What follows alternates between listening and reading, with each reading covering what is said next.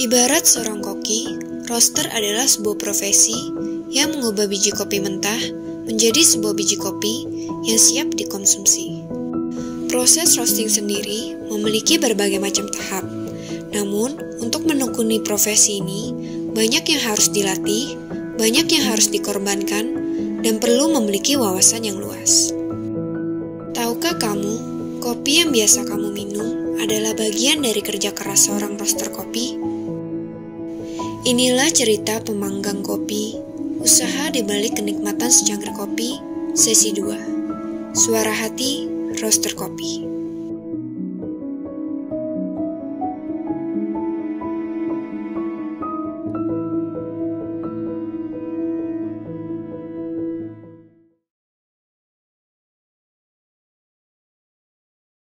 Keadaan saya sebagai roastery, cuman roastery sebagai orderan aja.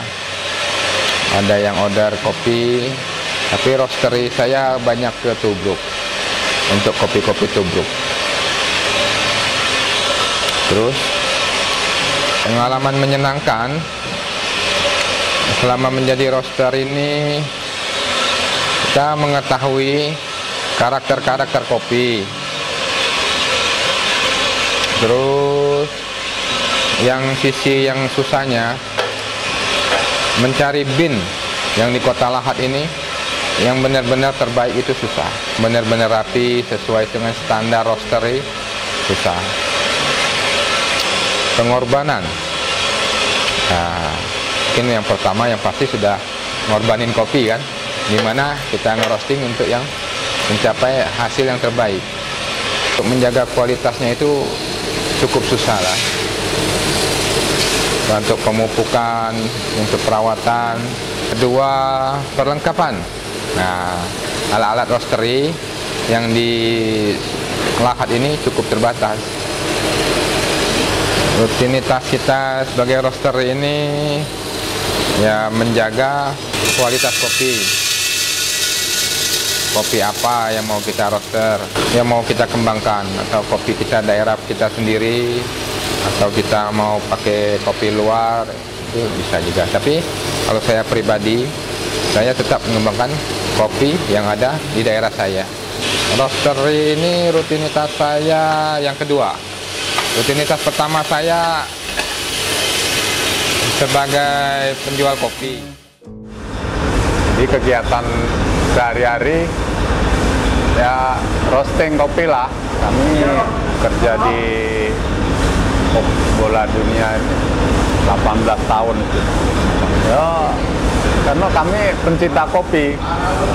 Memang selama ini istilahnya bos kami kan pengusaha kopi memang lama itu kan. Dari turun temurun zaman neneknya dulu memang lah. Awal kami lah pencinta kopi, jadi kami mulai bergerak. Selama belum roasting kopi kan kami masih kerja di, ya masih tempat bos, masih di toko lah. Lama lah, itu tenaga mungkin kurang, langsung pindah ke sini. Memang kami yang sampai sekarang melahnya itu kan capek tuh mas, pasti karena yang kami hadapi kan panas, api. Waktu kita mau masak itu kan asapnya tahu kan, di situ kan harus cepat gerak cepat. Kan lawan asap, lawan panas, asapnya kan luar biasa. Jadi kita harus minimal pakai masker. Jadi habis ditumpah kita ampar. Nanti kalau nggak diampar kan apa namanya itu bakar kan lewat masker. Gosong ya, waktu itu kan kadang ya mungkin waktu kayak kita sudah mau mateng, asapnya sudah gede, ternyata kita buka lepaskan, ternyata kopinya belum matang. Karena itu memang ada masanya kayak tinggal nunggu detik-detik asapnya gede, asap dia keluar kan, tinggal nunggu, tinggal hitam apa nah sistem warnanya agak kita tuh lah yang untuk warna itu.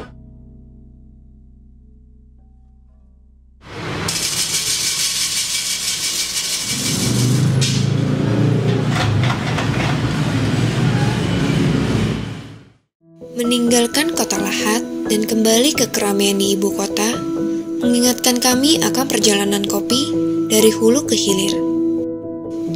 Banyaknya pembisnis kopi di Jakarta dan Tangerang membuat kami penasaran dengan gaya hidup dan upaya roaster di perkotaan untuk menghidupkan suasana tren ngopi di kota. Untuk itu, kali ini kami berkunjung ke salah satu roaster ternama yang berada di Jombang, Tangerang.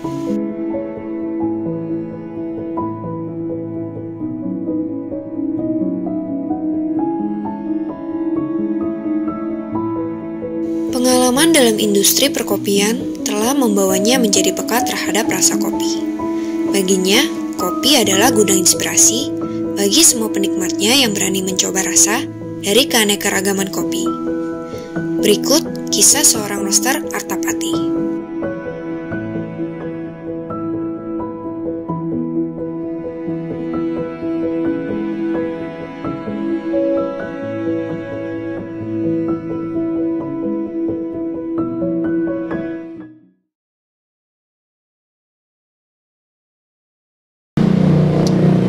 Halo semuanya, pecinta kopi, kopi entusias, apapun namanya, yang penting kopi.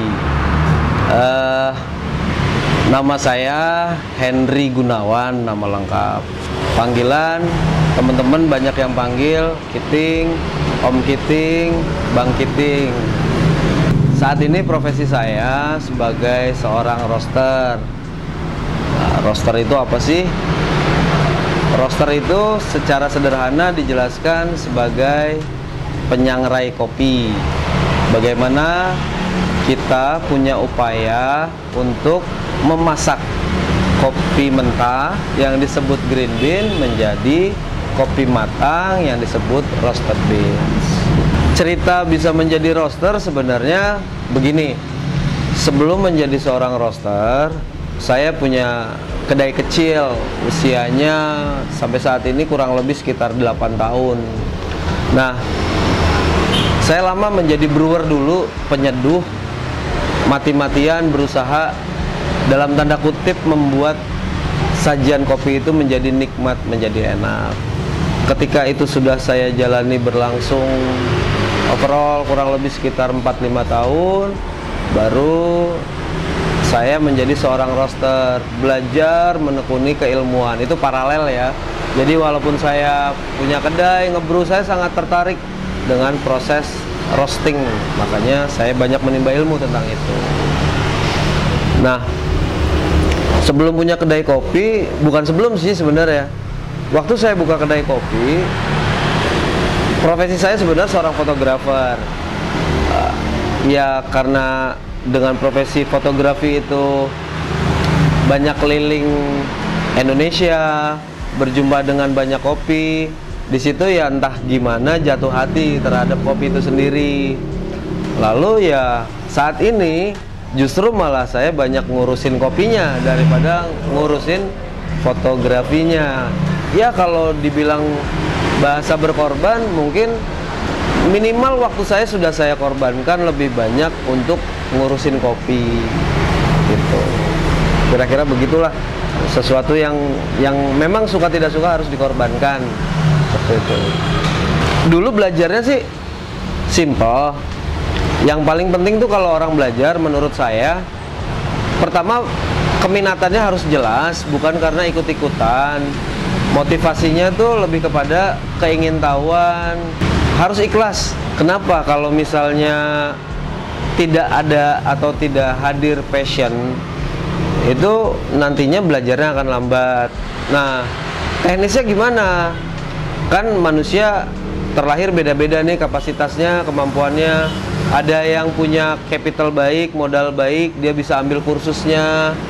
Tapi juga buat yang tidak punya itu ya nggak usah khawatir, karena dengan bergaul, dengan kita mencari sosok-sosok ya dalam tanda kutip senior, orang-orang yang lebih dulu di dunia kopi, kita bisa nembung lah bahasanya, bisa minta tolong, diajarkan tentang ilmu roasting atau brewing.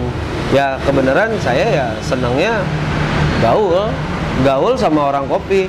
banyak bertanya, banyak mendengar.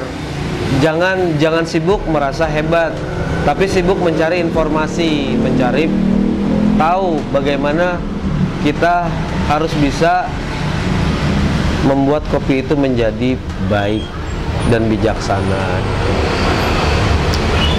Selain ngerosting, sibuknya paling ya tetap kopi-kopi juga. Kalau nggak ngajar kelas, sharing, safari kopi, semuanya intinya gini deh. Semua kesibukan apapun itu lebih kepada kebutuhan idealisme saya, bahwa saya berusaha menyampaikan keilmuan saya, baik yang kelas secara komersil ataupun tidak komersil, bebas. Buat saya ilmu itu juga sangat baik untuk disajikan, bisa diserap generasi muda. Untuk apa? Agar kopinya bisa lebih maju. Nah, kopi tuh buat saya secara pribadi lebih kepada mungkin menjadi sahabat ya. Sahabat itu kan dengan karakteristiknya masing-masing, mencoba dipahami, mencoba diyakini. Ya gimana sih caranya kita bersahabat sama sahabat kita? Harus belajar memahami. Itu aja sih menurut saya. Nah, lalu buat teman-teman semua di manapun, kalau ini subjektivitas saya ya. Kalau mau menjadi roaster, sarannya coba masuk ke ranah yang paling hilir, menyeduh dulu, ngebrew dulu, menikmati kopi dulu, segala macam. Alasannya sederhana, karena destinasi setiap cangkir kopi ketika kita ngebrew apapun, nanti di situ ada sesuatu yang brewer harapkan terhadap roasted bean, terhadap biji masak. Nah, ketika kita punya experience, punya pengalaman di situ, maka ketika nanti next level kita upgrading menjadi seorang roaster, kita punya experience tentang apa sih yang dimauin brewer. Kita bisa memasak itu menjadi ada kesesuaian. Dan roaster juga bijaksananya menurut saya juga bisa menghadirkan, membuktikan bahwa kopinya itu di roast dengan baik, dengan cita rasa yang baik, dengan menghadirkan kepada para brewer, bisa menyeduhkan, bahkan memberikan destinasi, estimasi terhadap para brewer. Supaya apa? Supaya tidak salah tafsir terhadap roasted beans-nya. Kira-kira demikian. Kalau misalnya sekarang di zaman pandemi, jujur semuanya drop down. Tapi apapun yang menimpa dunia, apapun yang menimpa negeri, jangan terlalu pusing dengan bencananya. Ya pasti sangat menyakitkan dan berimbas kepada siapapun. Untuk kopi juga sangat berimbas. Bahkan banyak relasi sahabat yang terpaksa harus menutup kedainya, roasterinya, karena memang lumpuh. Tapi ya apapun itu, semoga semua kedepannya bisa menjadi lebih baik, negeri bisa pulih, dunia bisa pulih, dan kopi kembali menggeliat seperti sedia kala. Terima kasih untuk semuanya, para pecinta kopi, para entusias kopi, apapun itu. Semoga kopi Indonesia bisa menjadi maju dan makin dicintai oleh anak negeri. Salam.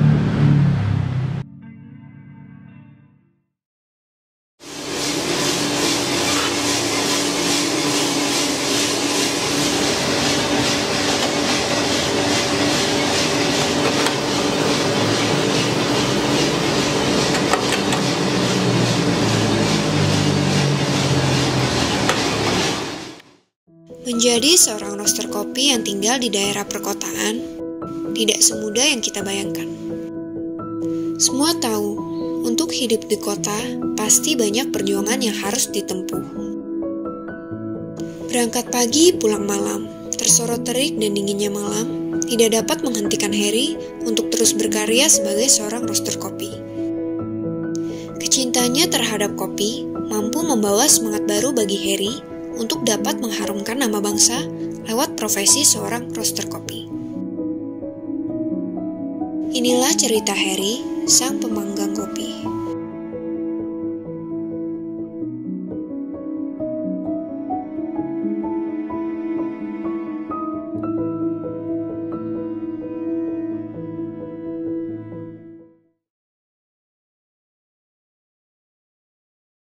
Nama gua Herindra Suara, biasa dipanggil Harry sih.